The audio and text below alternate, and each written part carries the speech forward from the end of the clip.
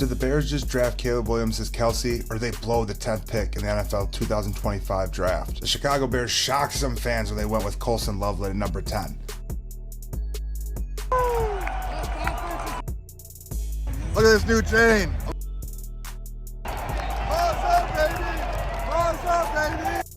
Welcome to Claws Up, Bear Down, where we dive deep into all things Chicago Bears football. Hit that subscribe button right now to keep up with all things Claws Up, Bear Down.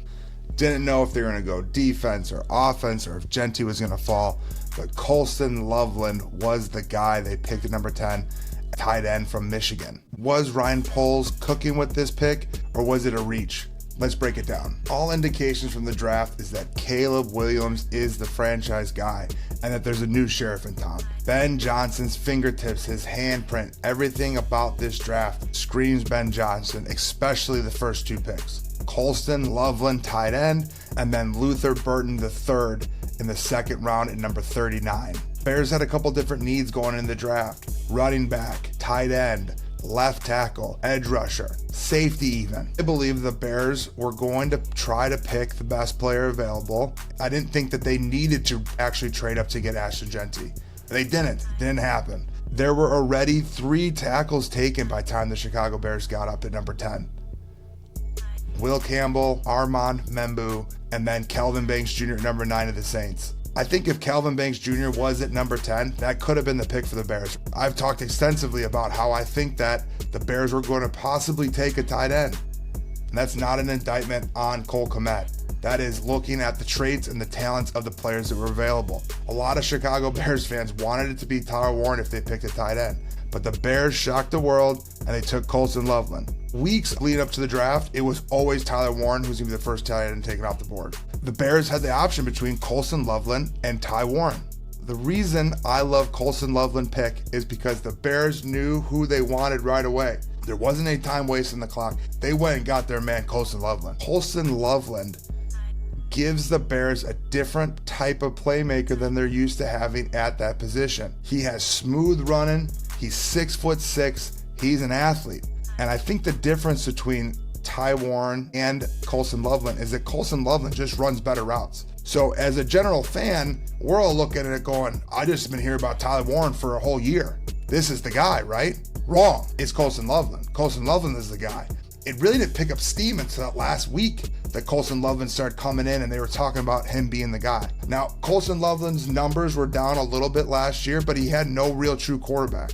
Tyler Warren was playing with maybe the number 1 draft pick in the NFL next year in Drew Adler, and that makes a difference in how they actually play out in their games and how many stats, that stat pen they get. As you look at film, as you look at highlights, you can tell the difference and the reason why Colston Loveland was the guy. Colston Loveland is built a lot like a Travis Kelce or a Sam Laporta, and the Sam Laporta is the comp that he's getting at the pro level.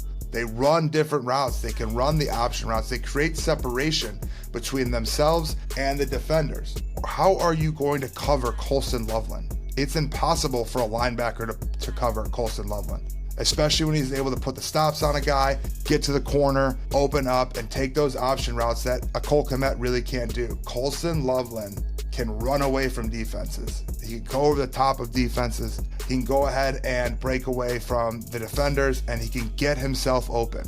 Ben Johnson is going to use him perfectly, and I think this is going to end up being a great pick for the Chicago Bears. Colston Loveland gives Caleb Williams the security blanket he desperately needs. When you look at Patrick Mahomes and Travis Kelce, they have both already in Patrick Mahomes' young career have built Hall of Fame type careers. That's not to say that Colston Loveland is automatically going to be in the Hall of Fame or that it's a perfect match made in heaven. There's a lot to work through as far as scheme and schematics and how much he actually gets the ball. It's someone that Caleb Williams can grow with, and he could be the guy that he looks for when things get tough. Those short option routes are going to be a huge dividend for the Bears. I'm happy the Bears went with the guy that they thought was best. No hesitation. Colston Loveland, done. Also reports this weekend that teams were actually trying to trade up to get a Colston Loveland. There were a lot of phone calls before the Bears actually made their pick. Teams were trying to move up. Multiple teams were trying to move up to go get him. So maybe it wasn't known to to fans and it wasn't known to general media that Colston Loveland had become the number one. You could tell post-draft that Colston Loveland was the number one tight end coming out of college last year.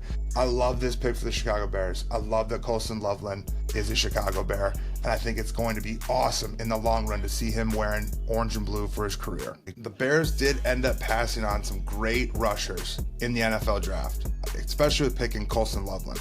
They didn't pick Mikael Williams. He got picked right away right after them. They didn't pick Jalen Walker. They didn't pick James Pierce Jr. Those are the three edge rushers who were taken in the first round. Any of them could have been Chicago Bears. They've decided that they want to stick to offense. I thought the real shocker wasn't Colston Loveland of the draft, but I thought that Luther Burden III was a shocker, and it was really the telling sign of how the Bears were attacking the board. They were allowing the draft to come to them. They weren't trying to dictate and focus just on needs. They were trying to let the board come to them. When a guy like Luther Burden III is available at number 39, when some people had him as the number one wide receiver and they had him as the top 15 player, and he's there, you go ahead and take him and you bolster up this offense that's going to be potent with the new head coach, Ben Johnson. I love the pick of Luther Burden III. I did not expect the Chicago Bears to pick a wide receiver in this draft at all. It's not really a giant need, but Luther Burden III fills that slot role that they need to have a guy at number 3. He's the perfect pickup for that, and I love that they ended up picking him. I expected them to try to get a running back. Both of the Ohio State running backs were gone. Trevion Henderson and Judkins were the pick right before, and I think they had to pivot, and they took the best player available that they saw, Luther Burden III. And you could tell by Antoine Randall L's excitement level that as the wide receiver coach, he loved the Bears picking him up. After picking Burden, the Bears picked Ozzie Trapilo from Boston College, an offensive tackle. It's going to be interesting to see if he plays right or left tackle or if he's going to play both. As a second rounder, you hope to project him as a starter. They already have Darnell Wright, who's a top 10 pick, who's a right tackle. Left tackle is Braxton Jones. So are they going to move Darnell Wright to left and then put Ozzie in at right? Do they keep Darnell Wright at right and they move Ozzie to left? It sounds like Ozzie had been practicing on both the left and right side, so he can play both. We'll see. Is he a starting left tackle in the NFL? I hope so, because that would be sick. It'd be sick if they pick this dude up in the second round and he's the guy in the future who stays in that spot at left tackle. Pick number 62, they picked Shamar Turner, defensive tackle from Texas A&M. I thought it'd be an edge rusher. Not gonna lie, I thought this would be an edge rusher pick. They still had, before Ozzie and Turner, they still had Mike Green available. Mike Green has some history, some red flags, but he's an elite player, and he fell down. But they picked Shamar Turner, defensive tackle from Texas A&M, and Ozzie Trapilo from Boston College.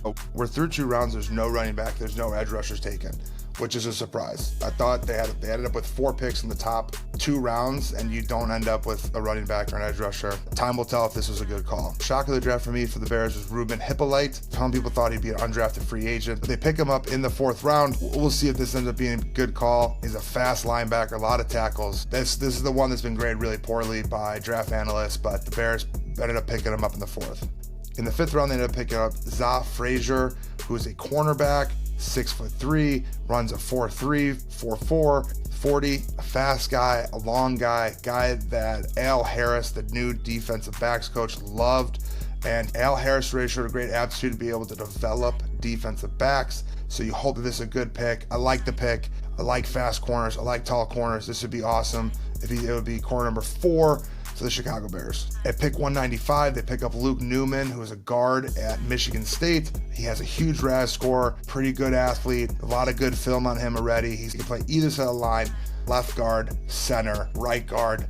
Don't know where the Bears are going to go, but it seems like it's a nice depth piece to add to that offensive line. And in the 7th round, at 233rd in the NFL draft, the Bears picked Kyle Monangai from Rutgers, a running back. Finally, a running back. With all the depth in the NFL draft this year at running back, how they ended up all the way at the 7th round, waiting that long for running back is a little bit crazy. This Rutgers kid seems like he runs hard, runs between the tackles, 0 fumbles in college. But how did the Bears end up all the way down the 7th round without a running back? There were so many guys throughout the way. Hopefully they have a dime in the rough in this kid at running back.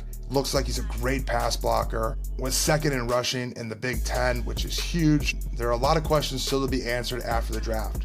How do you keep all these guys happy? DJ Moore had body language issues last year. Didn't get the ball as much as you wanted. You have a top 10 pick in Roma Dunze, who needs to develop and get more touches. I have Luther Burton III, who is also a guy who's going to need the ball in his hands. Colston Loveland is going to need the ball in his hands. And you didn't really pick up that running back. So there are questions still to be answered. Is this a playoff roster? Well, they didn't answer the edge rusher position.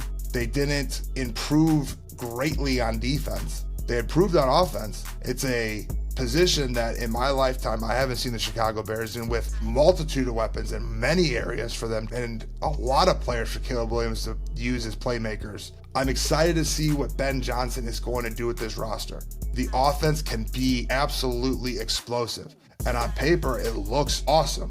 Feels like right now the Bears are planning on scoring 41 points and hoping to hold their opponents to 40. It's going to be a track meet every single Sunday. I'm excited to see the offense. I'm excited to see this team play. I'm excited to see what Ben Johnson is able to do. But if Loveland becomes Caleb Williams, Sam Laporta, or Travis Kelce, then this draft pick was a masterclass at number 10, picking the guy that they wanted the most. I think this is going to end up being an awesome pick for the Chicago Bears. I think fans are going to fall in love with Colston Loveland the way that other fan bases have been able to fall in love with their elite tight ends. I think that this is going to be great for the Chicago Bears and the Chicago Bears offense. But if he's just okay, it's going to come back to haunt them that they passed on defense. They left a lot of elite edge rushers on the board between the first and second rounds. So you hope that the Bears made the right call. And if Colston Loveland is Kelce, it will end up being the right call. But let me know what you think. How do you think the Bears drafted? Do you like the pick at 10 with Colston Loveland? If you want to keep up with all things Chicago Bears and Caleb Williams breakdowns, subscribe to Claws Up, Bear Down, and like this video. Thanks for watching.